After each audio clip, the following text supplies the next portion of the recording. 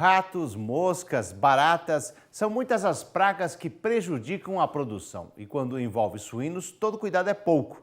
Como evitar estas pragas? Você aprende agora em mais uma capacitação tecnológica em suinocultura.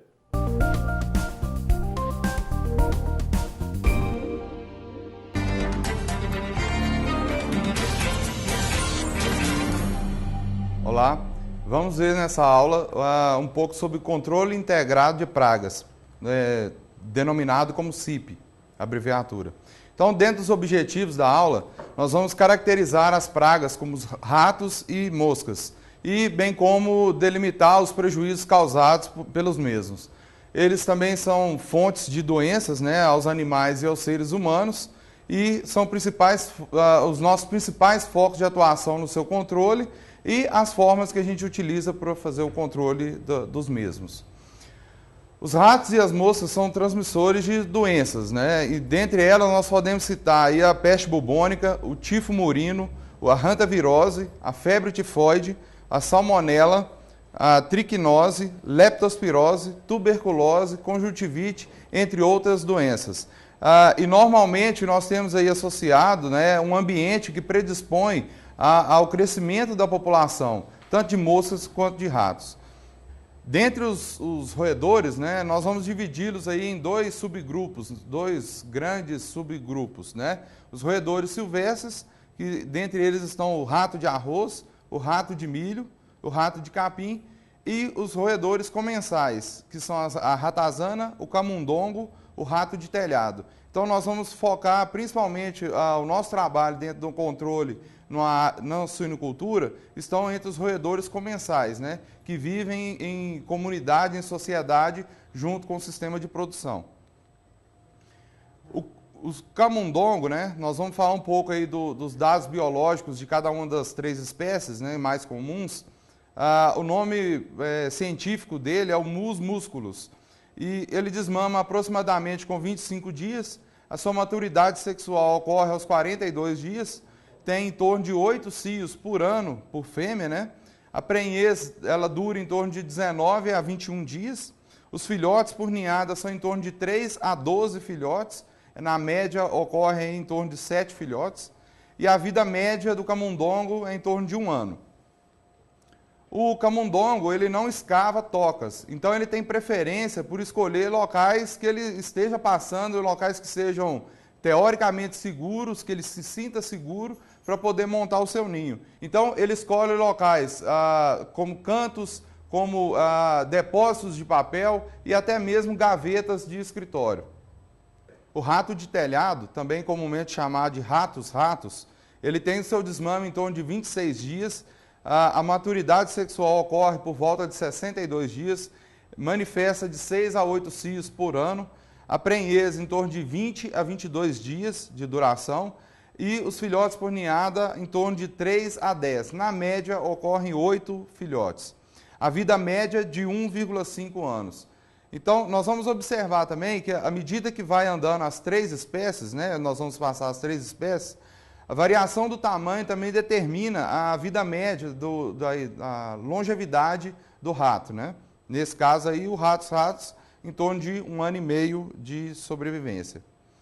Então, comumente, o nome do rato, ele tem predileção por escolher o seu local de habitação nos telhados das instalações.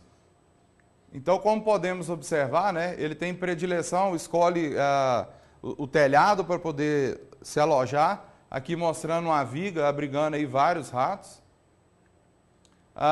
O rato de telhado prefere fazer seu ninho longe do solo, então a forma de defesa da espécie, Então ele tem essa predileção por escolher os telhados, permitem a gente no futuro adotar as medidas de controle baseado no seu hábito diário, no seu hábito de sobrevivência.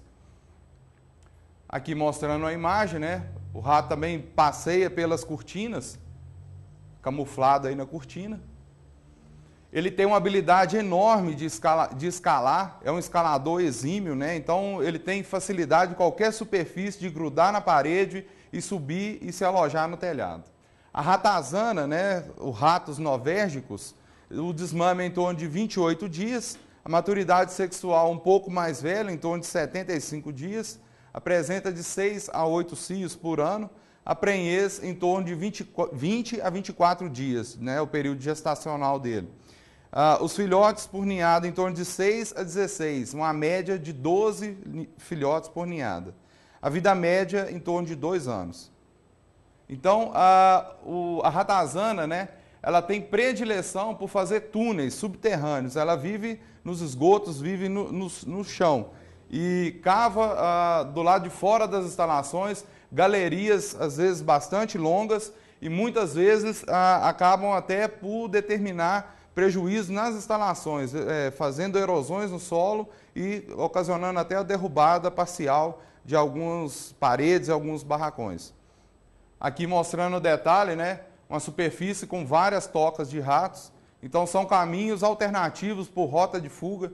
Então esses túneis normalmente se comunicam entre si e servem como rota de fuga dos ratos.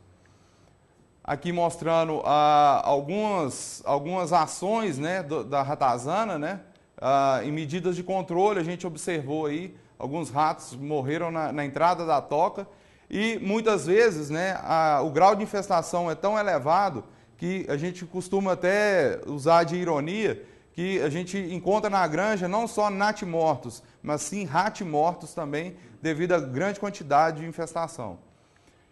Então, as fêmeas defendem a prole, né? Quando elas não canibalizam a própria prole. Então, ela fica muito próxima do ninho, defendendo a sua prole e, ao menor sinal de risco, ela pode canibalizar os seus filhotes.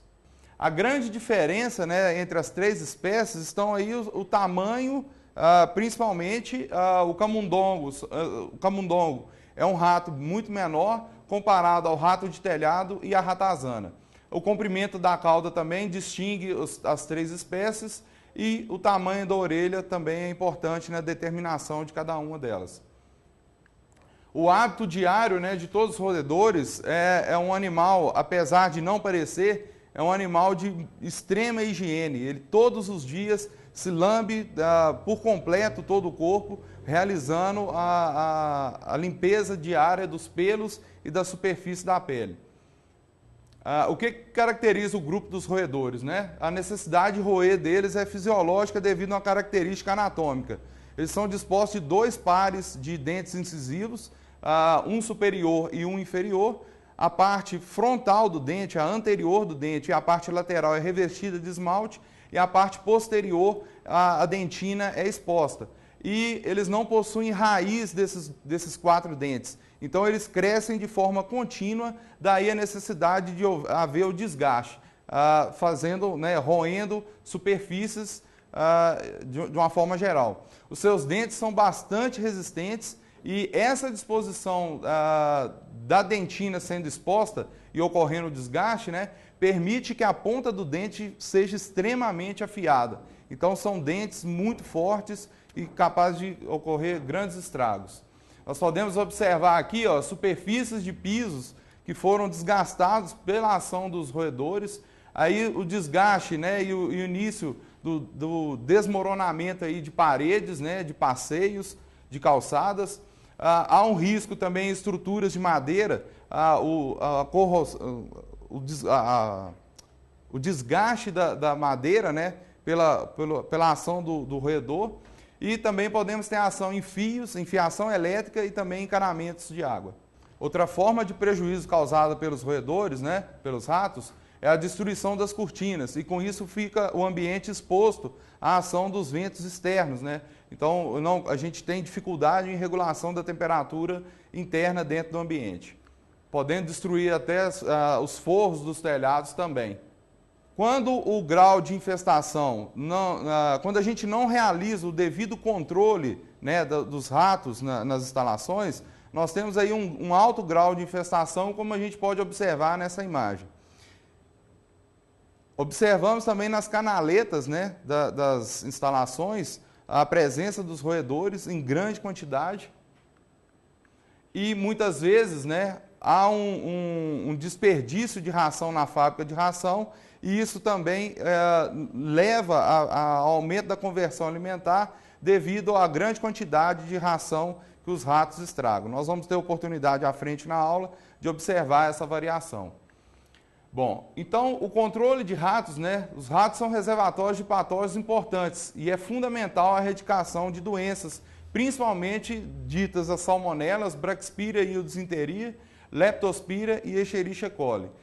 Nós podemos ter aí a perpetuação dos agentes, né, por longos períodos em camundongos. Então é muito importante que a gente realize o controle e que evite a permanência dessas pragas, né, dentro das instalações como fonte de transmissão de doenças também.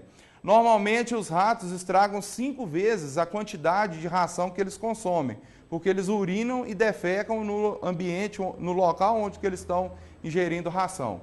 E a destruição de cortinas, comedouros, encanamentos e o sistema elétrico da granja, né? Então, se a gente tomar como base aí uma conta básica para ver se vale a pena ou não o simples fato de investir no controle de roedores, né? Nós temos aí uma conta, vamos desenhar uma conta de cálculo para a gente imaginar essa atuação nossa, né? Os roedores consomem em torno de 10% do seu peso vivo em alimento por dia. Então, se a gente pegar com base aí 75 ratos para facilitar a conta de 200 gramas, né, de peso cada um, eles consomem 1,5 kg de ração por dia, né? Ou seja, o mesmo que um suíno entre 30 e 40 quilos de peso, né, consumiria por dia de ração. Eles estragam 5 vezes a quantidade que eles consomem. Então, urinam e defecam no local que eles se alimentam. Muita gente se pergunta, controle de ratos é difícil fazer? É muito caro? O que eu ganho com isso, né? O que eu ganho fazendo esse controle?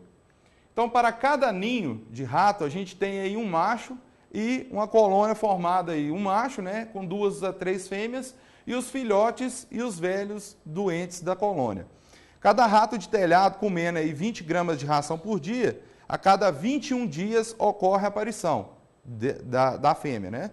Cada aparição dá em torno de 8 a 9 filhotes, 4 fêmeas cada cria. Com 60 dias de idade, né, os filhotes iniciam a sua reprodução. Eles já estão maduros sexualmente e iniciam a reprodução, dando uma nova geração de ratos. Ao final de um lote de terminação de 100 dias, né, nós temos aí em torno de 66 ratos a mais por cada fêmea presente no ninho de rato. Então, vocês imaginam aí a proporção que essa população cresce, a velocidade tão assustadora que ela cresce frente ao desafio que a gente tem. Então, em relação de custo-benefício aí, para cada fêmea adulta no início do lote, né, 20 gramas de ração por dia, 66 ratos, 1,3 kg de ração por dia, ou 130 quilos de ração no final de 100 dias. 130 quilos de ração no final de 100 dias, né, de terminação do lote, a 50 centavos, nós temos um gasto aí por fêmea de rato em torno de R$ 65. Um ninho é em torno de 3 fêmeas. Então, se a gente multiplicar os 65, nós temos o gasto aí em torno de R$ 195 de prejuízo em ração. Fora a ração que eles estragam, né? São 5 vezes mais o tanto que eles estão consumindo. Então, o controle de ratos passa por 3 pilares fundamentais, né? Nós podemos adotar medidas de eliminação, nós podemos adotar medidas corretivas e medidas preventivas. Mas a única forma de funcionamento, né, de sucesso no controle de roedores é fazer um manejo integrado associando esses 3 pilares. Então, o controle passa por um controle contínuo, né, montando mapas, acompanhamento de consumo das iscas, né, colocadas para eliminar os ratos, né. A propriedade inteira tem que participar desse controle, não adianta só fazer um barracão e deixar os outros barracões de fora ou as outras dependências da instalação. Muitas vezes esse controle deve ser integrado junto com os vizinhos devido à proximidade das fazendas, né? Então nós devemos também associar os vizinhos nesse controle de roedores.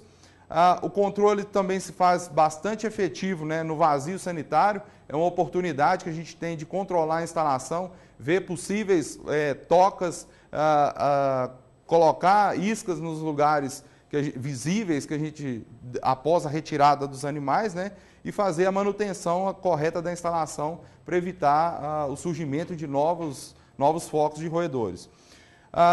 Podemos utilizar, né, e não devemos abrir mão disso também. Existem empresas especializadas no mercado que podem nos auxiliar, dependendo do volume que for realizado pela empresa, né, o controle efetivo dos ratos, né. Devemos também observar o uso de produtos registrados no Ministério da Saúde, né, para a nossa correta segurança, né.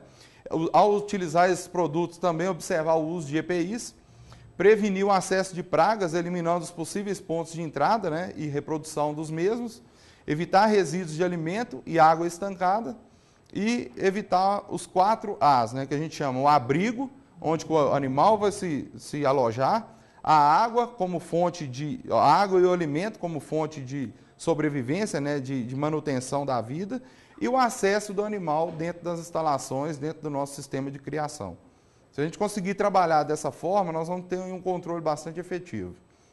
Bom, então, dentro do plano de controle de roedores, né, nós devemos aí ter, nem que seja um croquis, não precisa ser um mapa bem elaborado, mas um croquis da instalação, um croquis da propriedade e estabelecer os pontos principais onde a gente vai monitorar. Lógico, todos os barracões são passíveis de termos infestações por roedores. Então devemos eleger os principais, mas monitorar todos os barracões, todas as instalações. Dentro dessa monitoria, né, a gente tem que proceder aí, é importante manter a limpeza em volta dos barracões.